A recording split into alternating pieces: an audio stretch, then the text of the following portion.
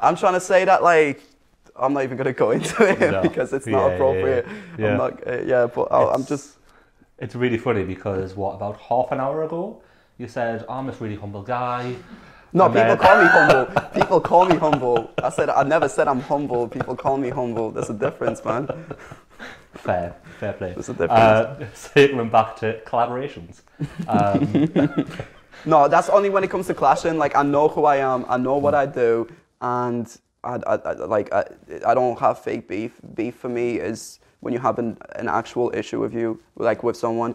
Like beef for me is not being able to go to the shop for your mum. Like that's beef for me. Not like arguing on Facebook, bro. Like that's not beef. That's just like beef is I will see you when I see you type of thing. It's not like, oh yeah, should we like have an argument and shout at each other on stage for free? Like I'm not doing that for free, bro. I'm not writing 16/16s when I could write them 16/16s and then release like 4 songs, get each one posted by blogs, or I can go and clash some no-name artist, bro. Like I'm not doing that. Like that's not me. Like if you want me to do that, I need to be getting paid as well, because after that I'll feel bad. I'll clash someone and then I'll feel bad for the shit I said. So I need money to compensate for my feelings. Yeah. Because like I've sent for someone before, and even though he is a known piece of shit around Middlesbrough, like I still don't feel like I should be doing that to another grown man. That's in retrospect. But when I am angry, like there's no stopping. Like I will do that to a grown man again. Fair enough. I'll not get on your bad side. Sound. No. I got love for you, bro. Like you're the guy. But saying about the collaborations and working with Shaq and all that sort of stuff, and you said that you were kind of open to doing it again. In what capacity could you see you doing that? Because I would love to see something where maybe it's you, Shaq, Jack Craggs, if it's just the 3 of you, or whether you bring kind of other people in as well. And actually like work on an album together and do it like intentionally and doing it that way rather than just kind of one song there and kind of maybe doing it organically in the studio. I would love for you to like sit down and say like we're going to work on something. Could that happen? For sure. Now more than ever it could happen. Definitely. We work very closely together. Like every song that we ever make, we show it to each other as well. Yeah. Including 90 Bro. 90 Bro is very close to us as well. So, pardon me, that's certainly something that could happen, 100%.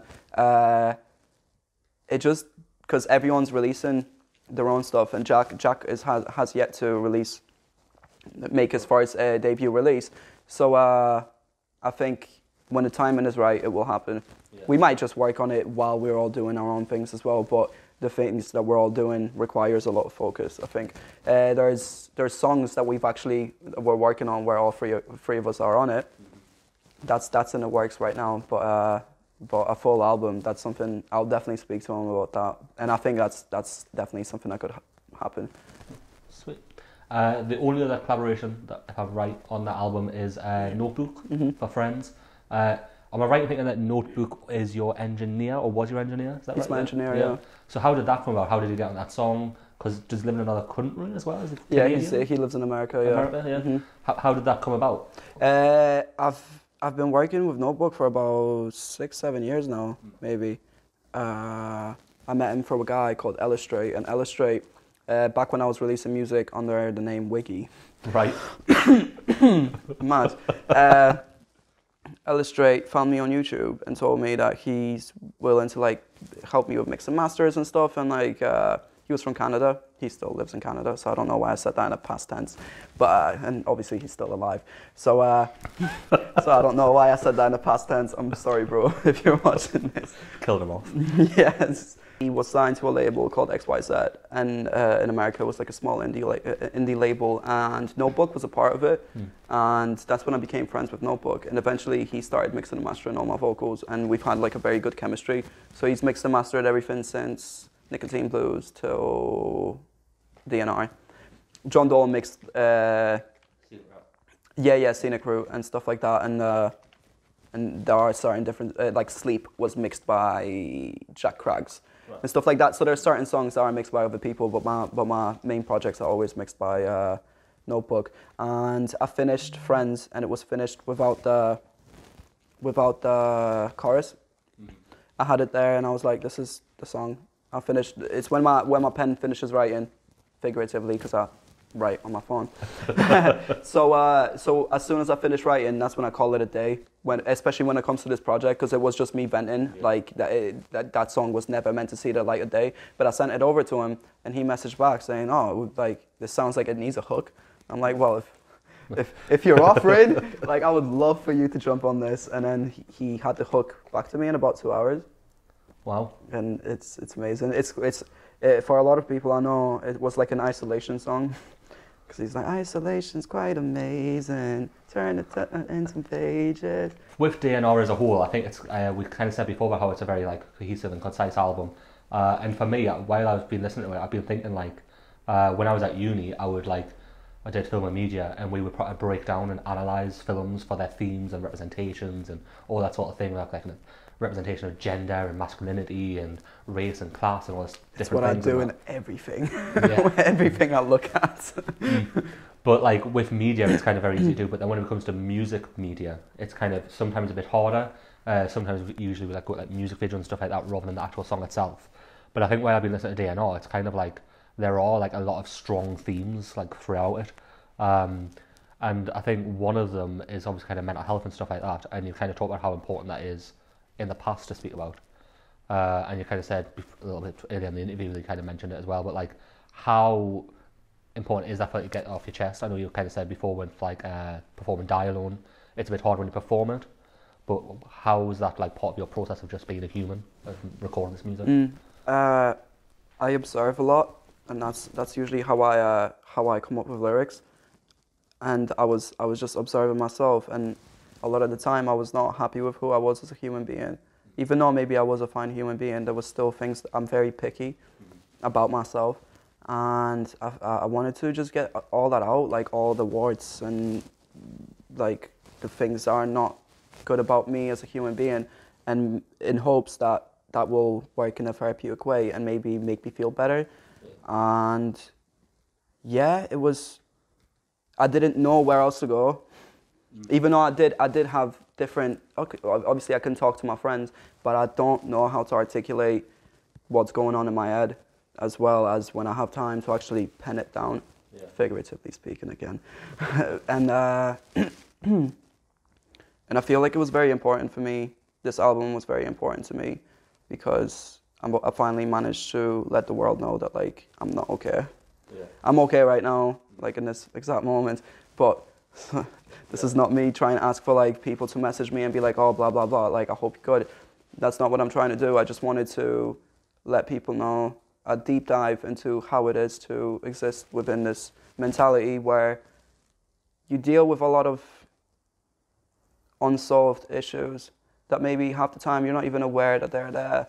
And like through lockdown especially, I've realized a lot of things about myself and past traumas, like just moving to England and stuff like that, being a big thing that I've never worked through as a child and I never understood, and then it translated into my adult years, and it became, it just keeps bubbling up, and that's in my, like, I think I figured out that that's why I have such manic episodes, because there's so many things I haven't worked through, but with the music I was able to work through it, because I've been to therapy before, I've been to different avenues where I try to get help, but it wasn't the same as the music itself. And it's also therapeutic to know that, because I get messages from people about Sober Up, let's say, or Die Alone, or different songs on the album, and they tell me that it connects with them on a deeper level, and it actually, like, I don't know, they never said the word hopeful, or it makes them feel on the top of the world. Yeah. But maybe Misery Loves Company. I don't know. Yeah. Maybe. Also, emotion is very universal. Like, even if I'm not saying something that relates to you 100%, the emotions are very similar. Yeah. I feel like. So, this album was very important to me, and to be able to move on, I think, and try and take responsibility for the things that don't help my mental health as well. Yeah, it's good. you kind of half mentioned there about you moving from Poland to England.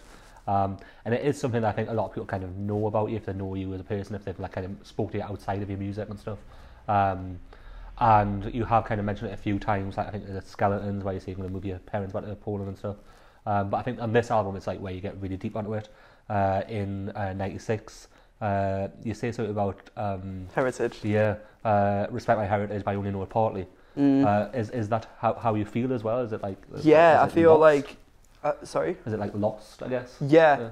It's there's a lot of questions I've had since I was young that maybe haven't got answered and stuff like that, and that's something I'll be definitely going into on my later songs. But I've always wanted to touch on my experience of moving over, but I've never felt like it was the right moment. I felt like, because we all go through trauma, and there's actually a BoJack Horseman episode about this thing that I'm going to talk about that pictures it really well. But we all go through trauma, and we hoped, especially as artists or anyone that has some type of outlet, we hope that our trauma can amount to something.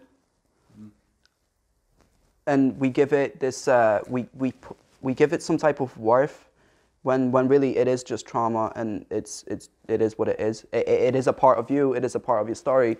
But we all hope that it wasn't for nothing. So when I started off writing, I really wanted to write about it, but I didn't feel like it was worth it because not enough people would hear it. Because like, imagine going through all these things and then you release it and only 5 people hear it. And then you're like, you know what, like, is that all my trauma is worth? I thought it was worth more. Like, in a weird little, maybe cynical way, I don't know how to look at it, but you want it to be, like, you don't want to go through all this for nothing. So that's why, like, I finally got to a point where I felt like it was time to open up about that experience. And also, that's my brother's favorite song, maybe because I big him up on it. But he really connected with the album as well. We talk a lot, like we're a close family, but we never speak about them type of things. So I think it was good for him to also experience that through the song. So it's interesting that you kind of mentioned family there, and I think it's not just your kind of blood related family either. It's like you've got a kind of very close relationship with your friends and stuff as well. I remember when I think Stormzy's first album came out, I remember somebody comparing his stuff to kind of like gigs and stuff like that, where you and I think Drake does it quite well as well, where you kind of, you know, all of their friends, they mention them, they name drop them in every other tune, and it's really interesting that you do that, because you do talk a lot about your family. You talk a lot about I could probably name them, but I'm not going to. I've decided that I don't want to leave anybody out or anything. But yeah, like why is it that you do that? Is because I think a lot of people are kind of scared to put their other people's names in there. I think it's like very easy for someone to like talk about a situation but not be so specific. Is there a reason why you go so specific to like name these people? Like, I think it's, even if it's a good situation or if it's a bad situation, I still want them to get the credit for influencing something that I've done, and also because even though life is such an individual experience, we do all experience it collectively, and I feel like these people mean a lot to me and deserve to be a part of what I do as well.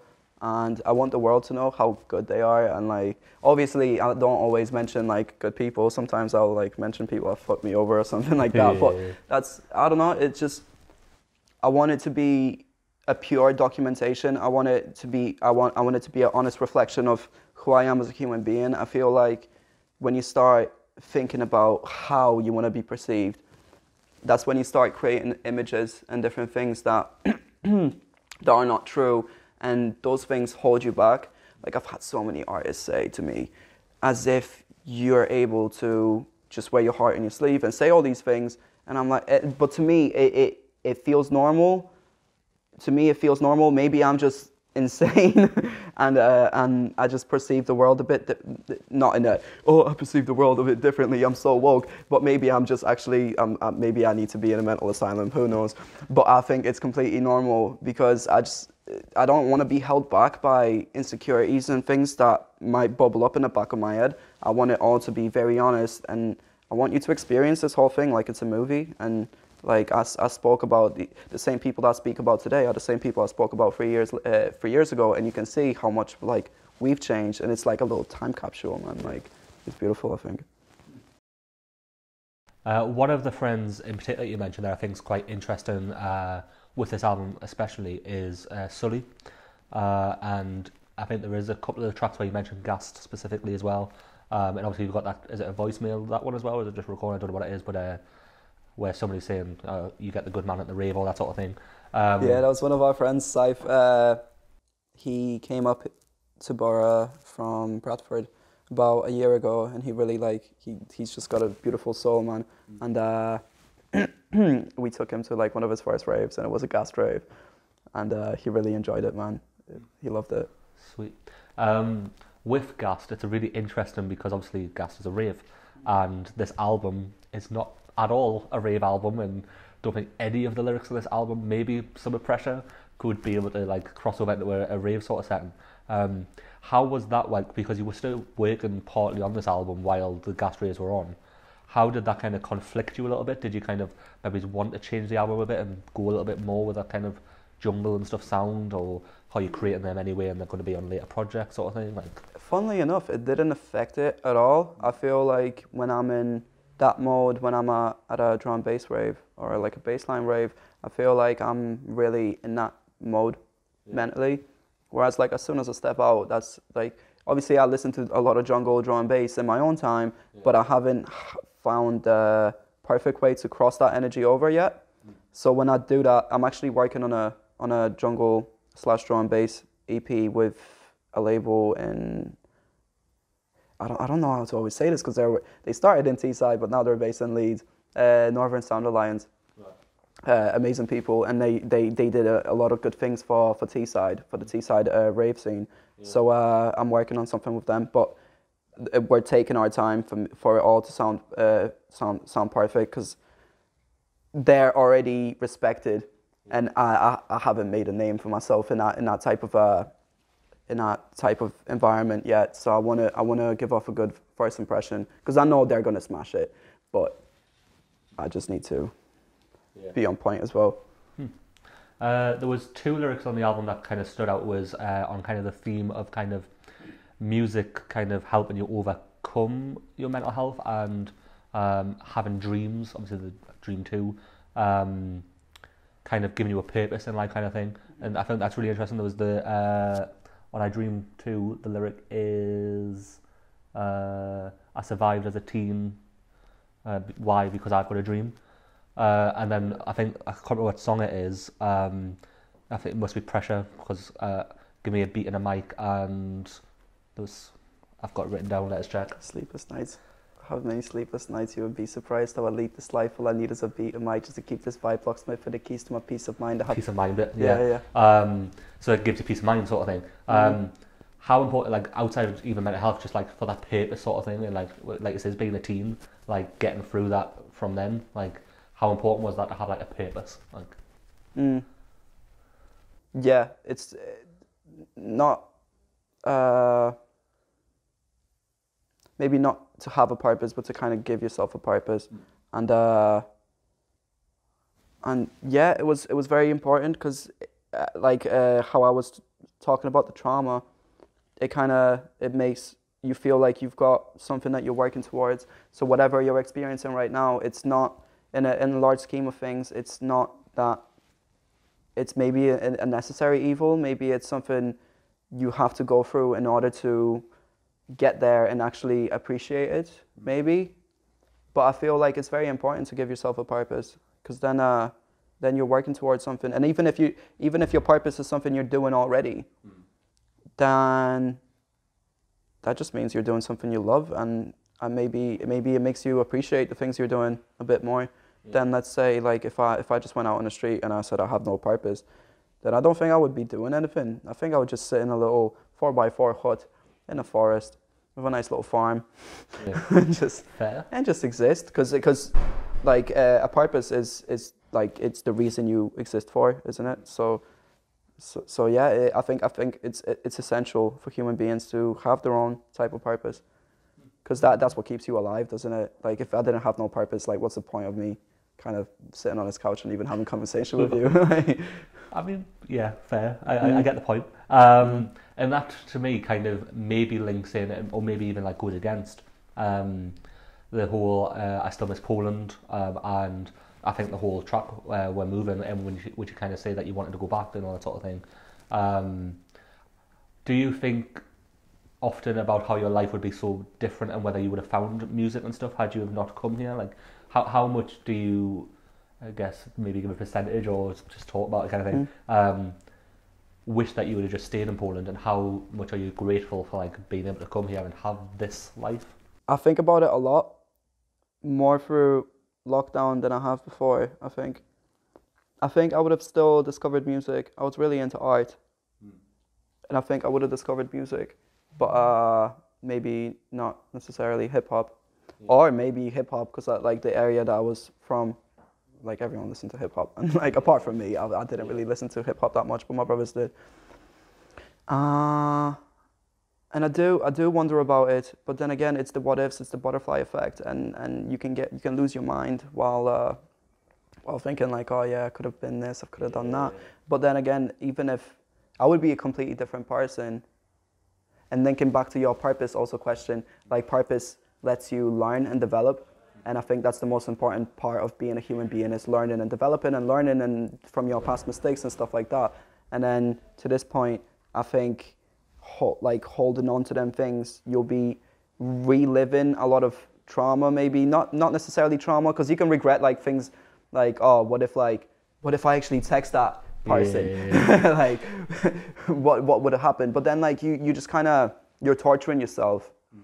I feel like you're torturing yourself, and I think it's important to just be in and now. And it's I shouldn't probably be the one saying it because I don't practice it as much as other people, but I am trying to learn to be in and now, because yeah, my life would be completely different, man. Absolutely, like, I wouldn't be speaking English for one. Yeah, and maybe this is my true purpose. Maybe there is a higher reason to all this.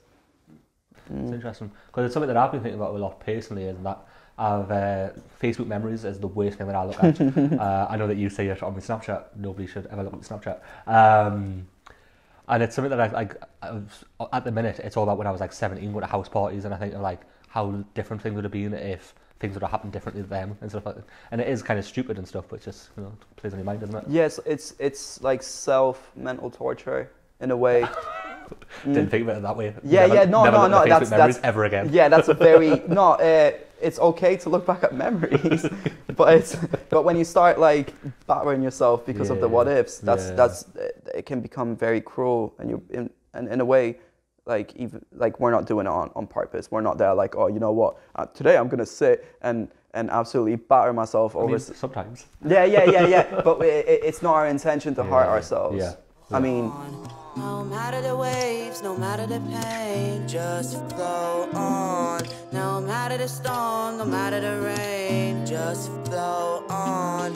They'll bring you down, don't be sinking now. Just flow on. My sister, flow on. Yeah, my brother, flow